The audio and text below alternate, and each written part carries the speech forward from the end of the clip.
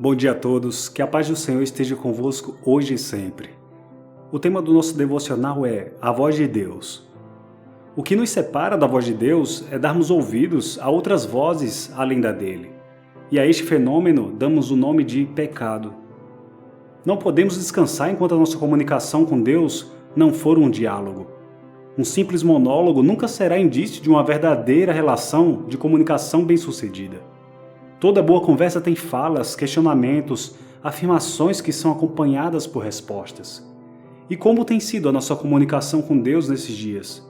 Quanto tempo temos de conversa com Ele por dia? Quando foi a última vez que recebemos uma resposta? Em Gênesis capítulo 3, versículo 1 ao 6, temos: Ora, a serpente era o mais astuto de todos os animais selvagens que o Senhor Deus tinha feito. E ela perguntou à mulher: Foi isto mesmo que Deus disse? Não comam de nenhum fruto das árvores do jardim? Respondeu a mulher à serpente: Podemos comer do fruto das árvores do jardim. Mas Deus disse: Não comam do fruto da árvore que está no meio do jardim, nem toquem nele. Do contrário, vocês morrerão. Disse a serpente à mulher: Certamente não morrerão. Deus sabe que, no dia em que dele comerem, seus olhos se abrirão e vocês serão como Deus, conhecedores do bem e do mal. Quando a mulher viu que a árvore parecia agradável ao paladar, era atraente aos olhos e, além disso, desejável para dela se obter discernimento, tomou do seu fruto, comeu e o deu a seu marido, que comeu também. Temos nesse trecho o relato da entrada do pecado no mundo, quando foram dados ouvidos à serpente. Após o erro cometido por Adão e Eva, ambos se esconderam ao ouvir os passos de Deus. Entende-se pela passagem que leremos a seguir que Deus tinha o costume de visitar Adão e Eva ao entardecer, para com eles manter uma constante comunhão.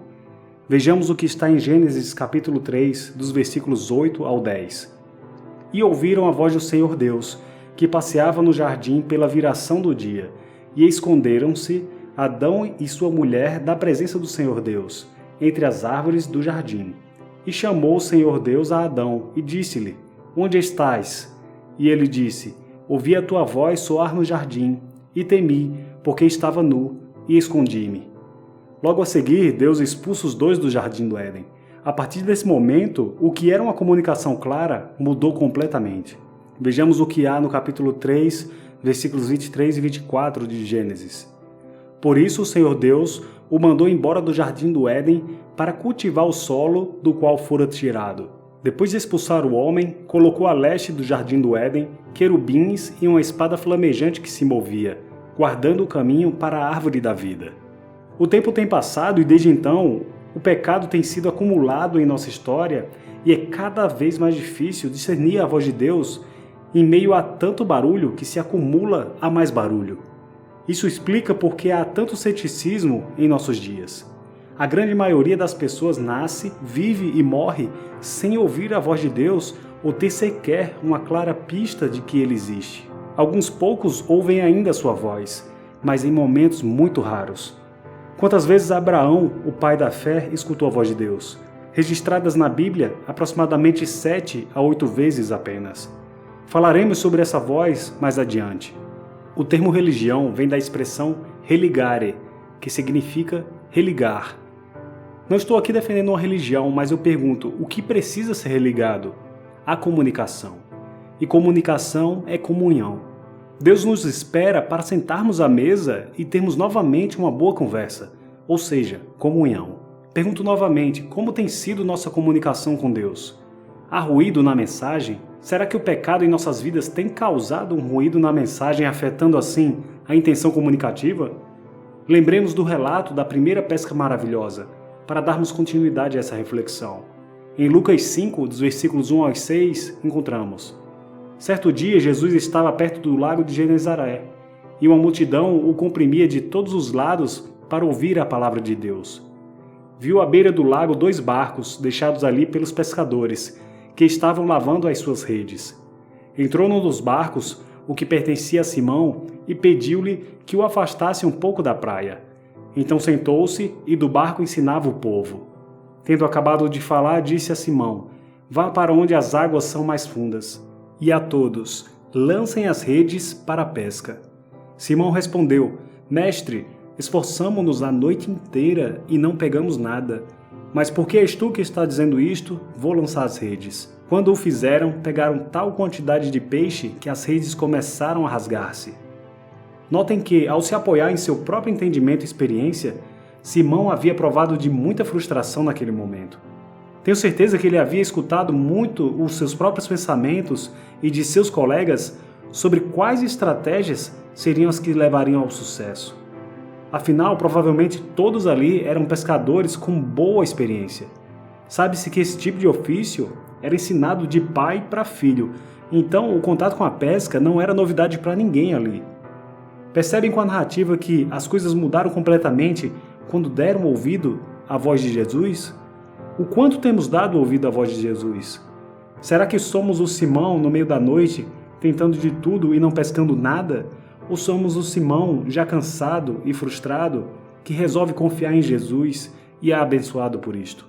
Cristo, em João 10, versículo 27, fala: As minhas ovelhas ouvem a minha voz, eu as conheço e elas me seguem. Jesus, que é o mesmo Deus que estava com Adão, não deixou de falar. Nós é que deixamos de ouvir. Deus enviou o seu único Filho para destampar os nossos ouvidos e nos alertar: quem tem ouvidos, ouça. Já em Tiago 2, versículo 19, temos: Você crê que existe um só Deus? Muito bem, até mesmo os demônios creem e tremem. Com essas palavras de Tiago, concluímos que não basta ouvir falar que Deus existe e crer nele para sermos salvos. É preciso conhecer a Deus. E conhecer inclui ter intimidade e comunhão com Ele, falar e receber resposta. É saber o suficiente dele para chegar à conclusão de que, sem a obra redentora de Cristo, estaríamos completamente arruinados. Conhecer a Deus é saber que não há um caminho ou uma verdade paralela fora de Cristo. Se Ele é a verdade, o caminho e a vida, os artigos definidos dessa frase indicam que Ele é único e não há outra verdade, outro caminho ou outra vida. Qualquer coisa diferente de Jesus é uma inverdade, perdição e morte. Como foi dito, ouvir a voz de Deus é algo raríssimo. O próprio pai da fé, Abraão, ouviu pouquíssimas vezes ao longo da sua vida, e ele viveu 175 anos. Como Deus normalmente se comunica conosco, então? O Senhor fala conosco por meio da natureza, por meio da palavra que está na Bíblia, por sonhos, visões, respostas de oração, revelações dadas por outras pessoas e aparentes coincidências. E estas são algumas das muitas formas como Deus fala conosco. Oremos assim então. Seu Deus Pai, queremos ouvir a Tua voz. Que silencie então todas as outras vozes que tentam calar a Tua voz. Que escutemos, Pai, o que vem dos Teus pensamentos, que o que vem dos nossos pensamentos ou de outras pessoas passe pelo crivo da palavra, Pai.